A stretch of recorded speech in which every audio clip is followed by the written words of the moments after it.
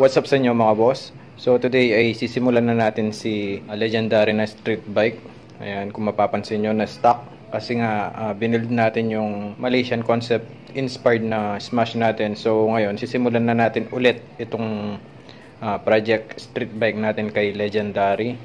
So sana tuloy-tuloy na to and makapasok tayo agad sa show. So ngayon ang gagawin lang naman natin is lilinisan, tatanggalin yung fairings, baka i-repaint ko yan and tatanggalin lahat ng nakalagay na pyesa. Baka yung iba palitan natin. So ita-timelapse ko na lang mga boss.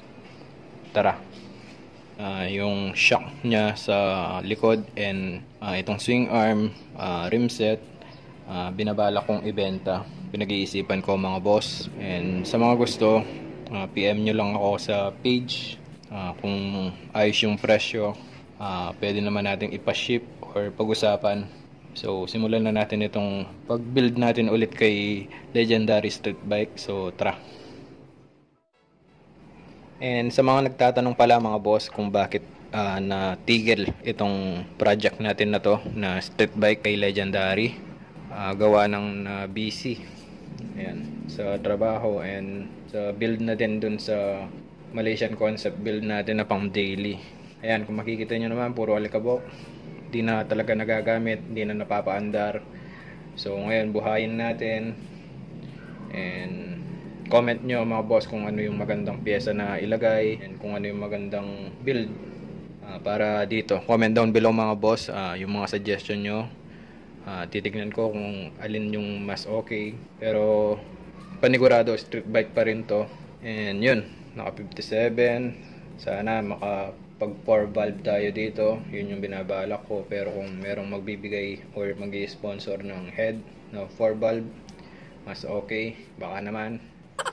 So ayun lang siguro yung future plans natin dito. And simulan na natin yung pagbaklas.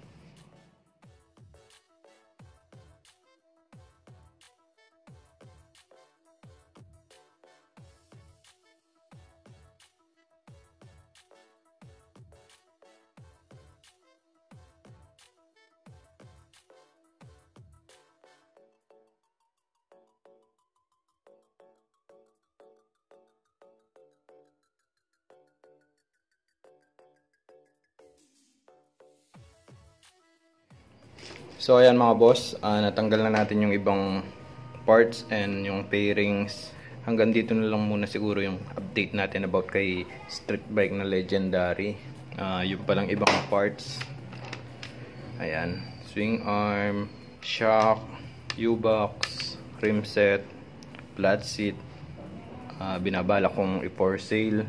Mag-iiba tayo ng galaw dito. Yung rim set nito is Takasago XLA siya na almost brand new, hindi pa siya talaga na gulong sa daan. Pagkagawa ganyan na salpak lang, tapos hindi naman na gulong nga sa daan. And halos lahat naman ng parts na to ni street bike legendary hindi naman nagamit pang daily. So good as nyo to mga boss. So yun lang mga boss, konting update lang kay legendary street bike. So ayun lang, abangan nyo tong build natin na to. Serious build na to mga boss, for show na pagkatapos nito. So ayun lang, always ride safe.